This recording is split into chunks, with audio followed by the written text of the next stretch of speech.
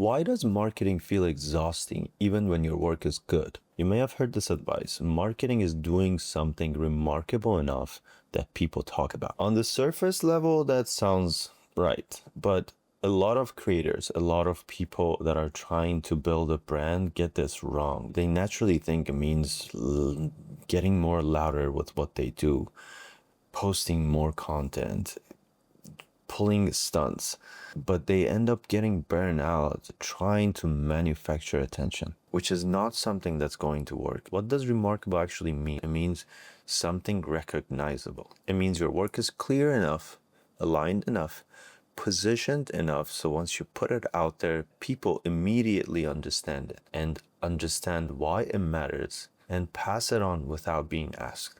When that alignment is missing, marketing becomes this heavy labor promotional type of approach, which never really worked. But when it's present, marketing becomes something natural. It becomes part of the process of growing your brand, and it's just going to sustain itself better. That difference between forced visibility and earned attention is what this pillar is about. This channel breaks down personal branding into 5 pillars. In the last pillar, pillar 3, we talked about brand positioning, defining who your work is for and why it matters. This video, pillar 4, is about marketing.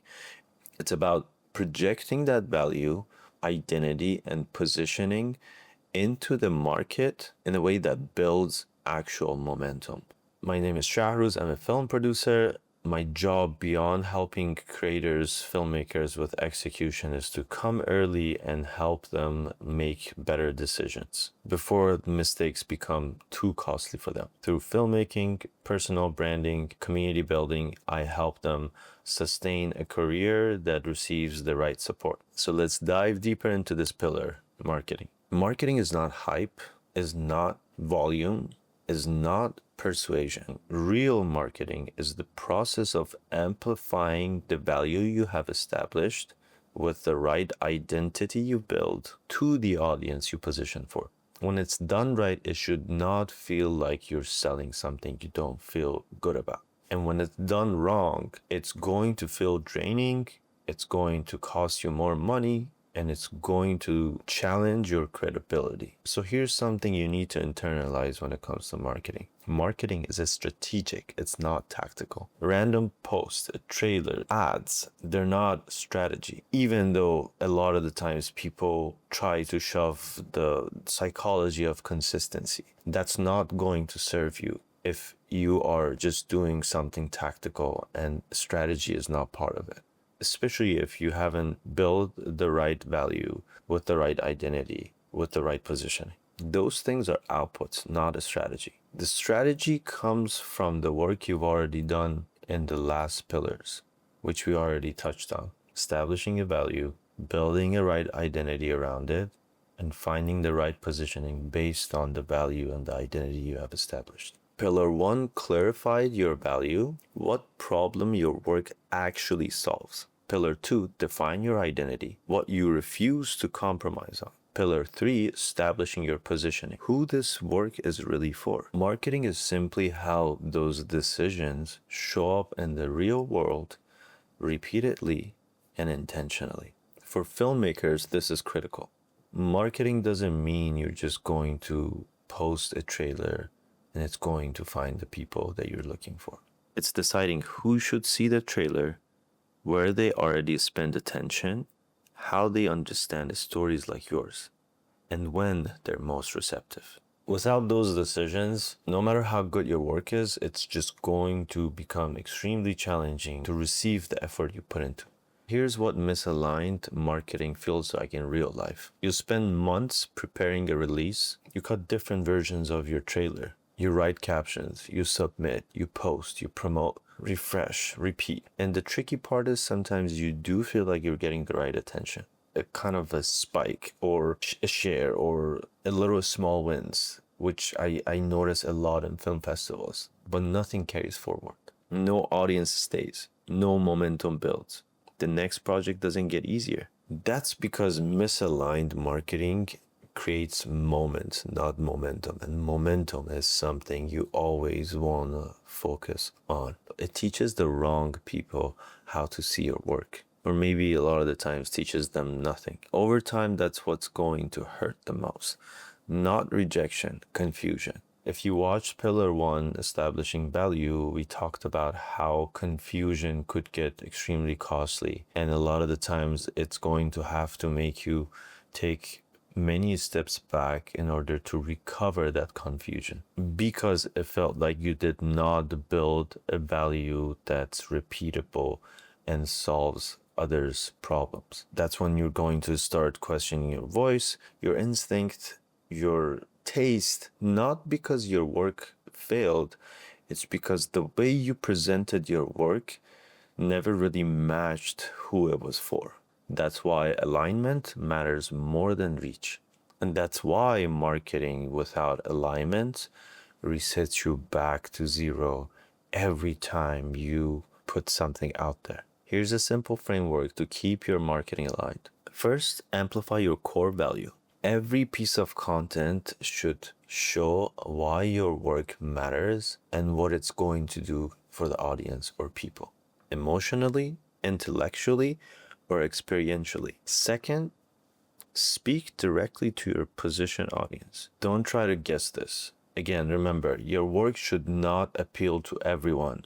If you did your positioning right, you should know what your target audience is. Third, choose the right channels and formats. Not what's trending, but where your audience is already paying attention towards. Festivals, online communities, newsletters, screening, collaborations.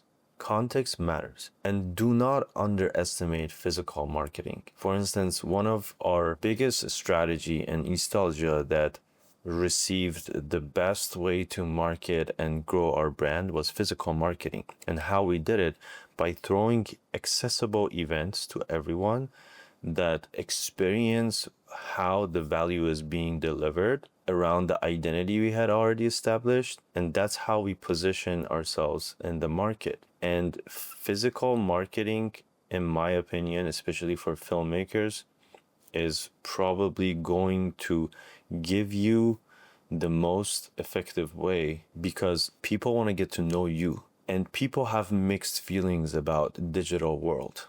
It's been over 20 years we've been utilizing it, but we still have mixed feelings because our physical interactions has a much longer history. Digital world cannot compete with physical experiences, the physical interactions we have with one another. As a filmmaker building your brand identity, you need to show who you are, what you do, what your values are, and what are your identities and how you're trying to position yourself. So all of those create a bundle to market yourself out there. And physical marketing is one of our most effective strategy, because the value we are trying to amplify is going to be instantly received by people joining into the musical spaces and really receive that. It instantly validates the value we are trying to deliver with an instant return of the feedback they give us. If they enjoy what they are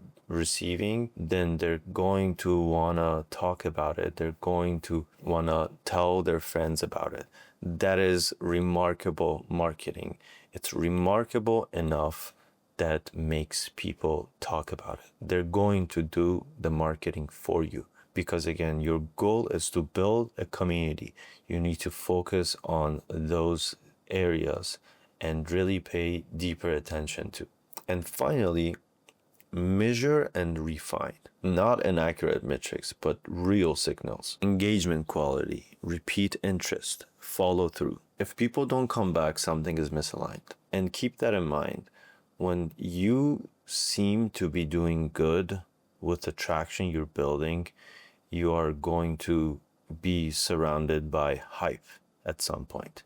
Hype could also potentially dilute your environment and your value. And this is why I created brand cleansing. So for every single process throughout all pillars, you always audit the value you're building. Same with marketing. when you are cleansing your brand, knowing that your marketing remains aligned with the value you had established, then you are going to be doing okay. And another thing that also you have to be very careful of is delusion. Delusion could also potentially grow strong enough that damage your environment heavily. That's why brand cleansing holds you accountable, making sure that you are aligned with the value you have established. Drop a single example in the comment section. I'm marketing to buy. I'll respond to the ones with real alignment. It's a live diagnostic of your marketing clarity. For filmmakers, think about this way. You've made a strong short film, your value is clear, your identity is consistent, your positioning is intentional. Marketing means releasing that film in a way that the right people find themselves in it. Festival programs that promote that kind of work, niche audiences who talk about it, and the communities that support what comes next. Every decision, timing, platform, framing, language, should reinforce who you are and who this is for. That's how marketing builds momentum instead of noise. And notice how this fits into a larger system. Pillar 1 gave you value. Pillar 2 gave you identity. Pillar 3 gave you positioning. Pillar 4 is how all of that enters the market. In Pillar 5, brand cleansing, you're going to audit if your marketing has made your brand stronger or it has distracted from it. That loop is what keeps your work recognizable, credible, and sustainable. So let's recap. Amplify your value. Speak to the right audience. Choose channels intentionally. Refine based on real signals. Our final pillar, brand cleansing, is coming next. In order for you to fully understand the connection between all 5 pillars, you need to watch them in order, from establishing value to brand identity, brand positioning, marketing, and the final one, which is next, brand cleansing. Thank you for watching.